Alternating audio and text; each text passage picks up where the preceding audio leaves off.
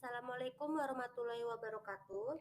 Salam sejahtera untuk kita semua. Kami dari kelompok pertama SIF B, saya Yolanda Febriana Sinaga dan juga teman saya Tian Diva Artamevia akan menjelaskan mengenai faktor penyebab perubahan sosial. Faktor penyebab perubahan sosial. Kehidupan manusia yang dinamis membuat perubahan sosial atau social change akan selalu terjadi. Perubahan sosial ditandai oleh ketidakseimbangan antar satuan sosial atau sosial unit.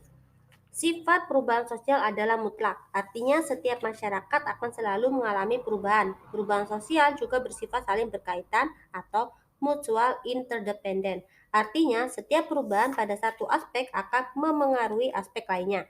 Kecepatan perubahan sosial dewasa ini sangat luar biasa. Kemajuan ini tentu tidak boleh kita hindari. Kita harus mampu memanfaatkannya bagi kehidupan masyarakat. Agar kita mampu mendapat manfaat dari perubahan sosial, maka setiap perubahan sosial harus mampu kita analisis, baik menggunakan teori klasik maupun modern tentang perubahan sosial. Faktor yang mempengaruhi perubahan sosial ada dua, yaitu ada faktor internal dan faktor eksternal. Faktor internal berasal dari dalam masyarakat itu sendiri, seperti penemuan baru, konflik sosial, pemberontakan, dan dinamika penduduk. Sedangkan faktor eksternal berasal dari luar masyarakat, seperti bencana alam, peperangan, pengaruh budaya lain. Pertama kita akan membahas mengenai pertambahan jumlah penduduk atau dinamika penduduk.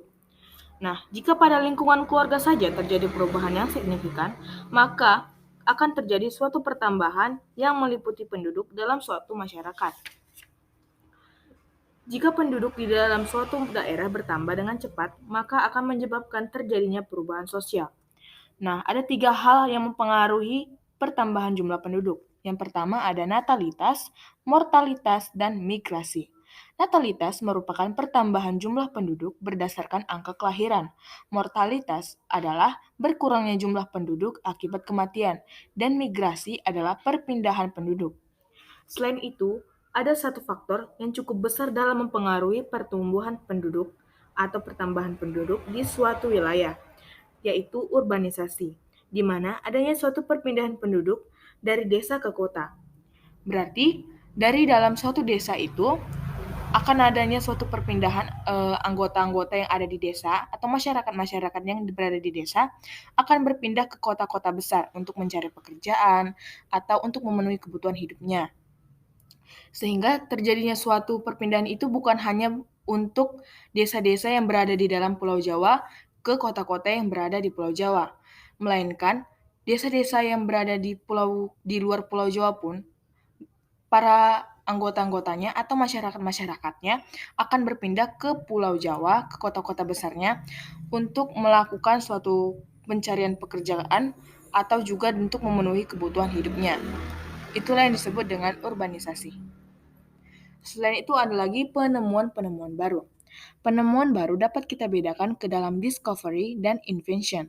Discovery merupakan proses adanya penemuan baru, baik berupa peralatan baru maupun ide yang diciptakan oleh individu atau kelompok masyarakat. Proses perubahan dari discovery sampai menjadi invention merupakan suatu proses yang sangat panjang. Proses panjang perubahan dari discovery sampai menjadi invention terbukti ketika motor gas pertama ditemukan orang yang menciptakannya adalah S. Marcus. Ia adalah seorang pengusaha berkebangsaan Austria. Sistem motor gas sebenarnya telah ada sebelumnya. Marcus adalah yang pertama kali menghubungkan motor gas dengan sebuah kereta, sehingga kereta dapat berjalan tanpa harus ditarik oleh seekor kuda. Menurut Suerjono Soekanto dan Budi Sulistyowati, penemuan Marcus telah memacu banyak orang untuk melakukan perbaikan dan penyempurnaan. Hampir selama 30 tahun, para ahli terus mengembangkannya sehingga bisa membuat mobil bus seperti yang kita lihat pada zaman sekarang ini. Menurut Suerjono Soekanto dan Budi Solistiwati, tidak terlepas dari faktor-faktor pendorong sebagai berikut. Pertama, adanya kesadaran dari individu-individu akan kekurangan dalam kebudayaannya. Yang kedua, kualitas ahli-ahli dalam suatu kebudayaan. Yang ketiga, perangsang bagi aktivitas-aktivitas penciptaan dalam masyarakat. Dari ketiga faktor tersebut, kita coba garis bawahi tentang kesadaran individu akan kekurangan dalam kebudayaannya. Selain hal tersebut, rasa ketidakpuasan bisa menjadi pendorong untuk melakukan perubahan sosial. Kedua faktor pendorong tersebut dilandasi oleh keinginan untuk meningkatkan taraf kehidupan. Pengaruh adanya penemuan baru dalam masyarakat antara lain sebagai berikut. Pengaruh sebuah penemuan baru selalu meluas ke bidang-bidang lainnya. Misalnya penemuan televisi membawa perubahan ke dalam bidang pendidikan, keagamaan, dan lain-lainnya. Nah, di sini bisa kita lihat ini contoh gambarnya atau contoh untuk teori pertama dalam perubahan sosial itu. Yang kedua ada pengaruh penemuan baru selalu menjalar dari satu lembaga ke lembaga kemasyarakatan lainnya. Ini adalah contohnya. Yang ketiga adalah beberapa penemuan baru akan menimbulkan satu jenis perubahan, misalnya ditemukannya suatu bom. Nah, ini adalah contoh dalam perubahan penemuan baru yang akan menimbulkan satu jenis perubahan. Nah, discovery adalah penemuan sesuatu yang sebenarnya sudah ada, namun belum diketahui oleh siapapun sebelumnya. Contohnya, penemuan lokasi baru tambang batu bara di Kalimantan Selatan. Sebelum ditemukannya oleh penambang, sebenarnya memang ada lokasi tambang batu bata di sana. Hanya saja baru kita temukan sekarang, maka disebut sebagai discovery. Selanjutnya, invention adalah penemuan yang benar-benar baru dan diciptakan oleh manusia. Jika dinyatakan invention apabila sebelumnya belum pernah ada. Contohnya, penemuan telepon genggam. Sebelum ditemukan telepon genggam, belum pernah ada alat atau barang yang memiliki feature dan fleksibilitas seperti telepon genggam. Maka penemuan telepon genggam waktu dulu banget masuknya ke kategori invention. Terakhir, innovation atau inovasi adalah pembaharuan atau pengembangan sesuatu yang sudah ada sebelumnya. Contohnya adalah smartphone atau ponsel pintar. Smartphone adalah wujud inovasi dari barang sebelumnya, yakni telepon genggam biasa, yang dulunya tidak dapat mengakses internet dan punya fitur yang sedikit. Kini smartphone memiliki fitur yang jauh lebih banyak dan berguna daripada telepon genggam di masa lampau. Konflik sosial. Adanya perbedaan dalam masyarakat seperti perbedaan ciri-ciri fisik, kepentingan pendapat, status sosial ekonomi, suku bangsa, ras, agama, dan lain-lain seringkali dapat memicu munculnya konflik.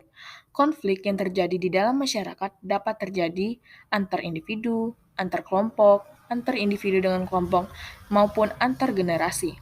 Sebagai proses sosial, konflik memang merupakan proses disosiatif. Namun, munculnya konflik ini tidak selalu berakibat negatif. Suatu konflik yang kemudian disadari akan memecahkan ikatan sosial biasanya akan diikuti dengan proses akomodasi, yang justru akan menguatkan ikatan sosial. Jika demikian, biasanya akan terbentuk suatu keadaan yang berbeda dengan keadaan sebelum terjadi konflik. Terjadinya pemberontakan atau revolusi. Pemberontakan terjadi karena ketidakpuasan masyarakat terhadap sistem kekuasaan pemerintahan. Hal ini dapat memicu munculnya gerakan revolusi yang akan membawa perubahan besar dalam masyarakat. Pemberontakan memiliki 3 unsur, yaitu yang pertama, pengkhianatan dan penentangan terhadap kepala negara. Yang kedua, penentangan dengan menggunakan kekuatan. Yang ketiga, timbulnya niat melawan hukum. Pengaruh lingkungan alam. Perubahan lingkungan yang terjadi akibat bencana alam banjir, gempa bumi, tsunami, puting beliung, dan sebagainya. Dalam kategori ini termasuk perubahan lingkungan karena alam yang dirusak manusia, menjadi salah satu faktor penyebab perubahan sosial. Kondisi ini memaksa manusia untuk mengungsi dan berpindah tempat. Di tempat baru itu akan terjadi perubahan sosial baik dari lembaga kemasyarakatan maupun lingkungan sekitar. Peperangan. Peperangan merupakan peristiwa pertempuran yang melibatkan dua negara atau lebih, baik dengan tujuan membela kehormatan, ekonomi, maupun keinginan untuk menjajah negara lain. Adanya peperangan di suatu wilayah juga dapat menjadi penyebab perubahan sosial. Sudah banyak contoh dari kasus ini dari berbagai belahan dunia. Peperangan yang terjadi akan mengakibatkan perubahan pada kepribadian individu sebagai anggota masyarakat yang tinggal di wilayah tersebut. Perubahan sosial karena peperangan ini bisa terjadi karena melibatkan seluruh komponen masyarakat dan akan membawa perubahan dalam masyarakat tersebut, baik besar maupun kecil. Selain itu, peperangan juga akan membawa dampak bagi masyarakat setempat, khususnya pada masyarakat yang kalah perang. Ini karena adanya pemaksaan masuknya budaya dari negara yang menang perang. Pengaruh kebudayaan lain. Adanya hubungan sosial selalu terjadi dalam kehidupan masyarakat, membuat kebudayaan satu dengan kebudayaan lainnya bertemu dalam proses sosial, baik bertemunya tersebut secara asosiatif ataupun disosiatif. Pertemuan dari dua kebudayaan atau lebih yang memiliki latar belakang berbeda pada dasarnya menjadi faktor penyebab sosial budaya. Perubahan tersebut bisa dalam bentuk alkulturasi ataupun dalam bentuk asimilasi. Sekian dari kami, mohon maaf jika ada salah kata. Saya Tiandi Partamevia. Saya Yolanda Febriana Sinaga.